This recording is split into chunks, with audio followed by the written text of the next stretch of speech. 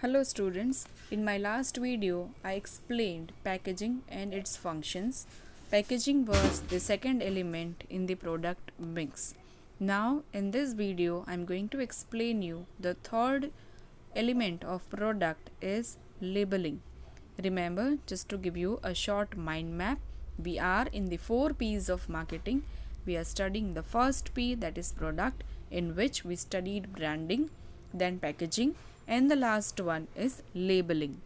So a label is a tag attached on the product which indicates important information about the product like manufacturer's address, quantity and contents, manufacturing date, expiry date, instructions to use, and other so many things.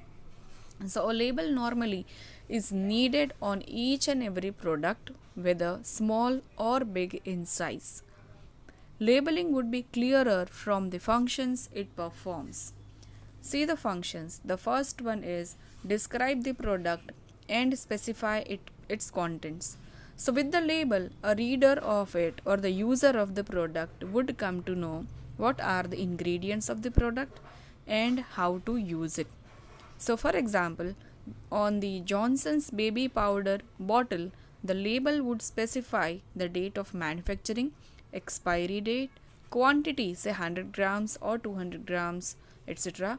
Features, how to use, its batch number, ingredients, manufacturer's address, customer helpline number, all these things would be put on the label which is pasted on that bottle. So this is not only useful for a consumer to know about the product, but it is also required by the law that a manufacturer has to give these many details at least on the labels as a part of Consumers Act 1986. The second important function of a label is to identify the product or brand. So a label along with the other features of packaging would help to make the products different from your competitors.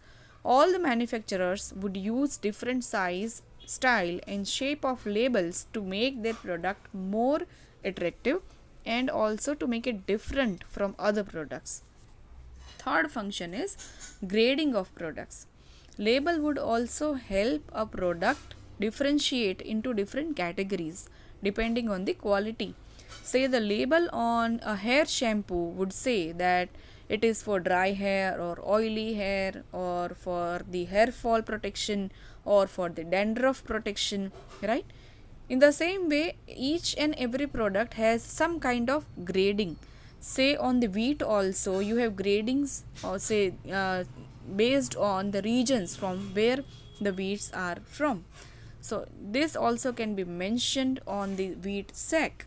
So that is known as grading of products. Next is it helps in promotion of products.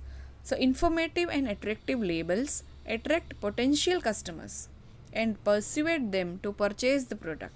Many manufacturers have these social messages also. If you remember in our marketing project, we also have to give at least one social message on our label. And label would also include a tagline, say a jingle of the product or promotional scheme, say 20% extra, right? All these things would be there on the label which may attract the potential customers. So you may write down that a free toy with the Kinder Joy chocolate, that egg shaped product, right? You may also say buy one get one free. These are the examples which are highlighted on the labels so that the customers get attracted to the product so easily and at the end they buy them. The next function of a label is providing information required by law. Say a labels must include all the information.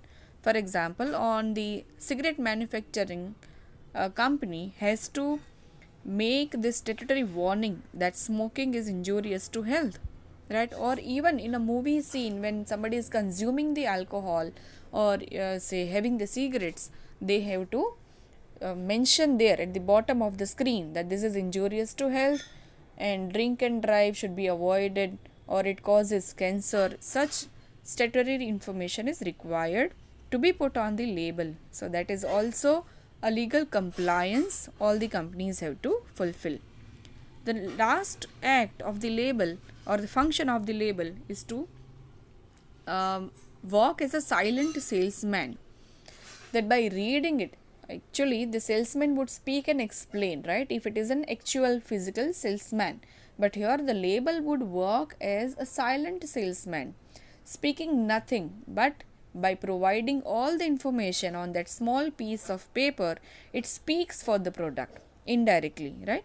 It provides all the important information to the buyer, which would serve as the silent salesman. So, to conclude, we can say that labels are an important means to communicate important information. Also, while designing the label, you must keep certain legal points in mind.